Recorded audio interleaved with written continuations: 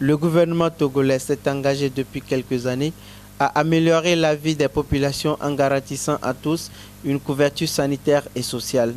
C'est dans cette dynamique et à l'initiative du secrétariat d'État chargé de la finance inclusive et du secteur informel que s'est ouvert ce mercredi à Lomé un atelier d'approche de financement et de couverture sanitaire pour le secteur informel. Le but de cet atelier, effectivement, c'est de réfléchir à la levée des fonds et à la recherche de financement.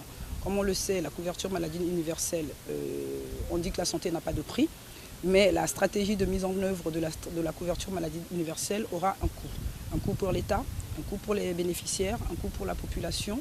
Donc le but de cet atelier, accompagné des partenaires qui sont notamment USAID et le ministère de la Santé et le ministère du Travail, le but de l'atelier, c'est de réfléchir comment mettre en synergie l'ensemble des efforts et les réflexions qui nous permettront de trouver et de faire des propositions au niveau du gouvernement pour trouver les financements nécessaires pour mettre en place cet outil ô combien important pour l'ensemble de notre population.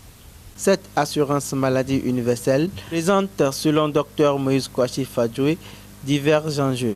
Si nous arrivons, et c'est le principal enjeu, à trouver les moyens d'avoir suffisamment de ressources pour permettre à ce que notre pays ait suffisamment d'équipements, suffisamment d'infrastructures sanitaires, suffisamment de médicaments et pour rendre accessibles les soins, vous voyez que la population s'en portera mieux, d'une part.